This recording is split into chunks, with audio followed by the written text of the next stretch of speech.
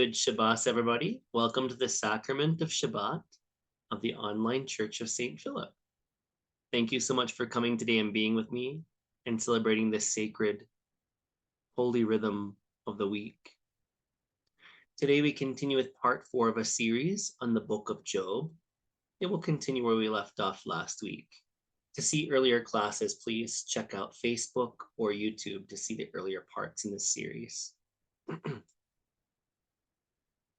So just a brief overview in case people are seeing this and it's new to them, they haven't seen the earlier videos in this series. The book of Job comes from the Hebrew Bible, from the Hebrew Testament. It comes from the poetical area of the Hebrew Bible, and it's part of the wisdom tradition of Judaism, which is, of course, where Jesus found his wisdom, because Jesus was a Jew. So a lot of the wisdom tradition especially informed his understanding of humanity's relationship with God. Whenever we read the book of Job, we learn that God himself says that Job is blameless and that he's a great devotee who is without sin. And then all the heavenly ones, the sons of God, angels, come into the heavenly court with who else but Satan among them. So Satan was an archangel whose job it was to test humanity. And it seems like this was the precursor to the idea of the devil in Christianity, in Orthodox Christianity.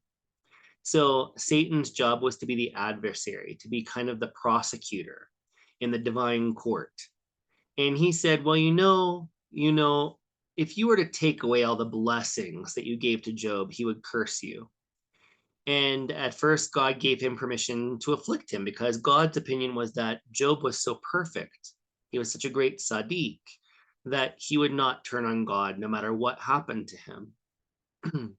So Satan first got permission from God to afflict his livelihood. All of his livestock and agricultural resources were destroyed in one fell swoop by Satan. And this did not cause Job to turn from God. Basically, Job said, paraphrase, God gives and God takes. He accepted that scenario and did not curse God or speak against God or reject God. And then next, God says to Satan when he next sees him in the heavenly court, well, have you seen, my child, Job? He's blameless, he's sinless. And Job said, well, if you strike him down to his very bone, meaning the bone marrow where the health of the body is said to be, if you take away his health, for sure he'll curse you. And apparently Job was afflicted by Satan, was permitted by God that Satan was allowed to test him and take away his health.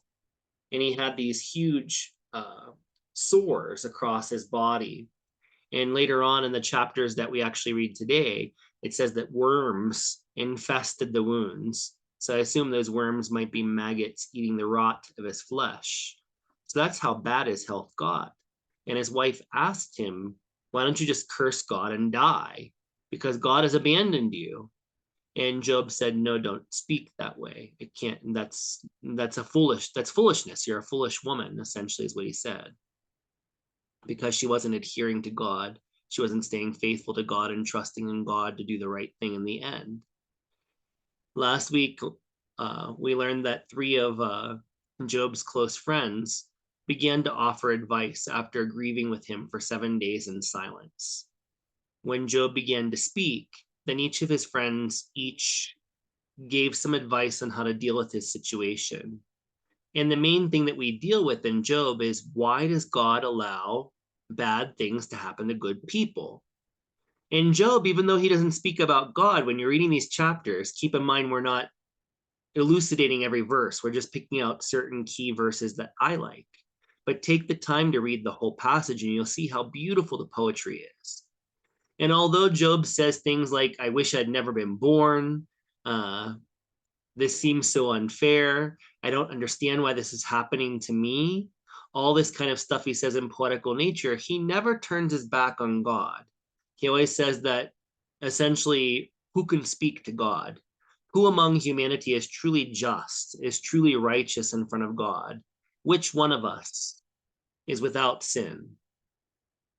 So Job took the blame upon himself and he refused thus far to speak against God.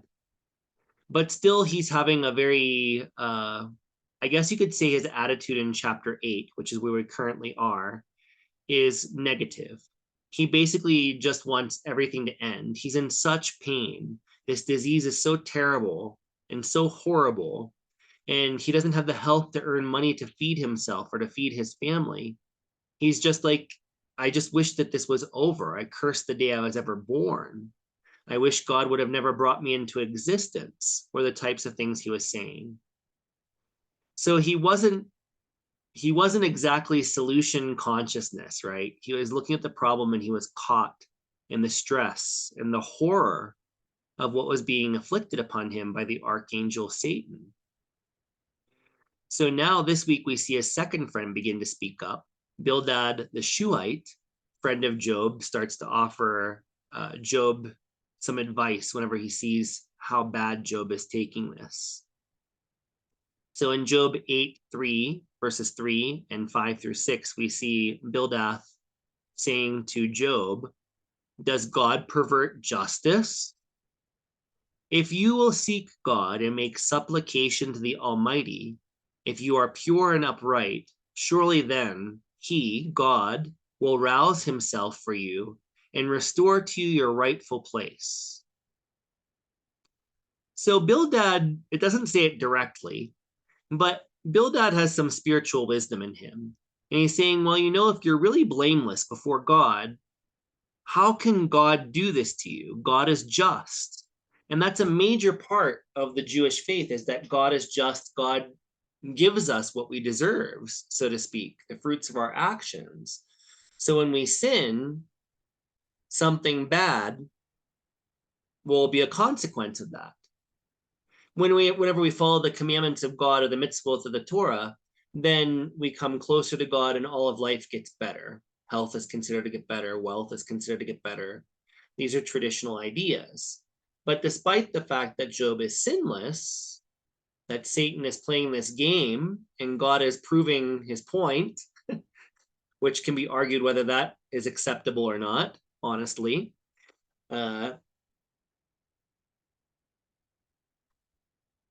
He's saying that if you really have done nothing wrong, how can God pervert justice? So the insinuation is that something else must be happening here. Bildad says there's a funny smell in the air. And it's true, because God allowed Satan to test Job, because God wanted to show Satan that there is a human that no matter how bad it got, would stick to it, would stick to the spiritual path until the end. So that was God's point he wanted to prove. And Bildad is on to this situation. He's saying, God can't pervert justice. You need to make a supplication to God. And if you really are pure and upright, then God must restore your health. He must restore your well-being and your financial resources, because God is just. So something here isn't quite right, is kind of what I see Bildad telling Job.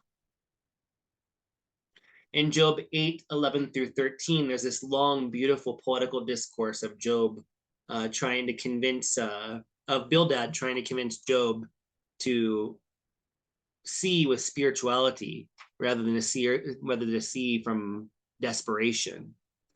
So in Job 8:11 through 13, Bildad continues, can papyrus grow where there is no marsh? Can reeds flourish where there is no water? While yet in flower and not cut down, they wither before any other plant. Such are the paths of all who forget God. The hope of the godless shall perish. So here, the main advice, this is great spiritual wisdom from all the great religions of the world. Remember God. When things get difficult, many people turn away from God. And that's exactly when you should remember God. That's exactly when you should pray more deeply, meditate more deeply. As my spiritual master said, when things are bad, hold on to the feet of God and don't let go. Cling to him, remember him. So this is what Bildad is saying. A lot of people, when things go bad, they tend not to go to church. They tend to reject God and blame God and turn away from God. Don't turn away from God. Focus on God, meditate on God, pray to God, ask for supplication. And if you are pure and righteous, then everything should be restored to you. This is a continuation of the last piece of advice. But that's really important. Both in good times and bad times, remember God. If our mind is constantly on God, then everything will always go in the right direction, even if it seems on the outer level that it's not. This has been my life experience. And I can tell you that even in the worst moments of my life with health, money, and everything else, if I remembered God, everything would be taken care of. Food would show up. Somebody would take me to the doctor. A lot of different things have happened in my relatively short life. But I've never forgotten God. And I've never turned away from God, and I've never cursed God. I may ask God why this is happening, and Job does that, but there's a difference between asking God in prayer, why is this happening to me, than saying, God, I reject you. Why are you doing this to me? This is all your fault. Yelling at God, rejecting God. So there's a difference between respectfully asking in prayer, why is this happening? What can I do to make this better? There's a difference between that and having a violent fit on God like a lot of people do. So Bildad continues, Job 8:20-22. See, God will not reject a blameless person, nor take the hand of evildoers. He will yet fill your mouth with laughter and your lips with shouts of joy. Those who hate you will be clothed with shame, and the tent of the wicked will be no more. So here again, he's trying to console and uplift Job's spirit, and also ignite his spiritual determination to not give up. So he said, God will not reject a blameless person. God will always hear the prayers of a blameless person and answer them appropriately. And he said, nor will he take the hand, be intimate with evildoers. He will yet fill your mouth with laughter and your lips with shouts of joy. So he can still God can still turn everything around if you'll just remember him in prayer and supplication. Those who hate you will be clothed with shame. And that's even Satan, pre-devil, because the Christians made him a devil. Again, in the book of Job, Satan is an archangel. He's part of the heavenly body. He's still on God's side, but his job is to test humanity. And no matter which side you take it, whether you believe he's an archangel in heaven or you believe he's the devil, his job is still to test humanity in either scenario. So Job is saying that if you're blameless, everything will be made right. And he who hates you, he who tests you, that would be Satan, will be clothed with shame. Because even the archangel Satan seems jealous of Job, right? He's saying, oh, you love this human so much. He's blameless. Well, what if you take away his all of his money? What if you take away all of his health? What if you take away all of his loved ones? He keeps on pushing because it seems like Satan, the archangel, is even a little bit jealous of Job, that Job is getting a little bit of too much good attention from God, and why don't I have some of that attention on me? So here, Bildad is clearly saying that if you're blameless, everything will be restored to you, and the person that hates you will be put to shame. In other words, Satan will be put to shame because Job will ultimately be victorious and have his health and his wealth restored to him. That's the idea we're going here. And in general, this also says that we don't need to hate people. We don't need to seek revenge on people. Let the universal debts take their toll. Mother Nature will take care of everything. The so-called law of karma will take care of everything, right? If you're blameless, just focus on God. Don't focus on returning tit for tat. Don't try and get somebody a little bit worse than they got you, right? So just focus on you, focus on being positive, focus on God, however you focus on God, and your life will be better. And then that person that tried to ridicule you, when they see you have a better job, better health, better situation, they'll be put to shame. Believe it or not, still in this day and age, I get emails for people asking me to pray to God to kill their enemies. More than once. The best way to get revenge is to live a great life, to not react, to not be violent. To paraphrase Lord Jesus, what he said in the Christian Testament, forgive them, Lord, for they know not what they do. Because when we hurt others, we hurt ourselves karmically. Every negative thought, word, and deed must boomerang back onto us. It must. It's cosmic law in every spiritual tradition. What you sow is what you reap, according to Paul in the Pauline epistles. And it's true. So don't try to get one up on somebody else that's hurt you. Live your best life. Focus on making your life better and other people's lives better. And then that person that mocked you, talked down about you, hurt you, they'll be in shame because they see you're just acting out of goodness. And they may even have a spiritual lesson from your goodness, from your selflessness, from your non-retaliatory response. And silence is a response. Job answers all these pieces of advice that Bildad had given him. Job 9, 2-3. Indeed, I know that this is so. He knows that he should supplicate to God. He knows that he should remember God. He knows that if he is good, that everything should be restored to him. Indeed, I know that this is so. But how can a mortal be just before God? In other words, he's taking all this on himself again. He's not blaming God. He's saying something in me must be lacking because nothing in God can be lacking. And that's really beautiful that he never gives up God, despite this extreme situation that he's in, that nobody would wish upon themselves. Indeed, I know that all you're saying, Bildad, is true. But how can a mortal be just before God? If one wished to contend with him, one could not answer him once in 1,000. So, if one really was pure, Job is saying that even he or she could not speak up to God, and say, why is this happening? Because God is truly just and pure and beautiful and full of wisdom and pure love and pure consciousness.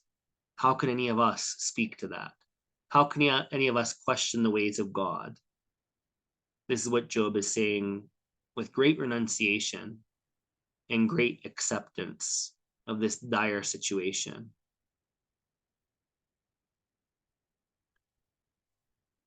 Job continues in chapter 9, the verses listed. Look, he, God, passes by me, and I do not see him. He moves on, but I do not perceive him. He snatches away. Who can stop him? Who will say to him, to God, what are you doing? Though I am innocent, I cannot answer him. I must appeal for mercy to my accuser. So he's saying, look, God passes me by. God's not looking at my suffering. So many of us think this when we have ill health or there's a difficult situation in life or we lose a job. God isn't even paying attention to my prayers. He passes me by. I can't see him. I'm not hearing him answer my prayers. He moves on to other people, but I can't perceive him. He snatches away. He takes away my health. He takes away my money. He takes away my wife. He takes away my dog, right? Who can stop him? And who can say to God, what are you doing? Right? Because isn't God just? Isn't God good? Isn't God omniscient, omnipresent? Doesn't he or she know what's best for us? Good things are meant to bless us. Bad things are meant to bless us. That's essentially what Job said earlier. Job even says right now, though I am innocent, he knows he didn't do anything wrong. Job isn't an ordinary man. Job is a sage. He's a Sadiq. He's a perfected saint of Israel. He's not just a regular Joe like me. So he says, though I'm innocent, I cannot answer him. Though I'm innocent, who can speak to God? Who can speak to that purity? What is my purity in the face of God's purity. What is a candlelight when compared to the sun, right? This is what Job is saying. Though I am innocent, I cannot answer him. I cannot speak against him. I cannot question him. I must appeal for mercy to my accuser. I must beg mercy of God so that things can become better. So he's taking a slightly brighter approach at this point. Although when you actually read it, he kind of goes back and forth, which is what most people do, right? One day we'll say, oh, it's going to get better. And then the next day we'll say, oh my God, I can't get past my anxieties, my fears, my insecurities. Then the next day you feel better. And then you go backwards, 2 steps forward, 10 steps back. This is kind of how Job is in these chapters we're reviewing. But here he definitely does take a spiritually mature stance. I am innocent, but who seeks answers from God? Who are we to question God's ways? This is what he's saying. So I must simply appeal for mercy to my accuser. I must pray. I must supplicate myself before God. And that is the end of this class for the day. We'll continue next Friday. Let's have the second cup of blessing. Heavenly Father, Divine Mother of the universe, we bow down before you. As Job is learning to do in our reading, may we see every good thing as a blessing from you, and may we see every difficult situation as a blessing from you. May we see everything in life, no matter how we may respond or react to it. May we see everything as a blessing. And when things are bad, even if we can't find a reason for that to happen, let us always remember you and cling to your feet. Let us always pray in supplication. And may we have faith and trust that all will be well in your divine presence, within your divine presence. May it be so. Amen. Amen. Amen.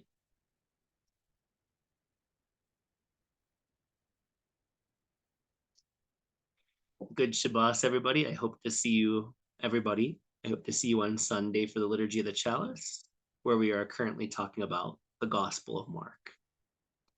Good Shabbat. Have a beautiful, restful period of spiritual reflection.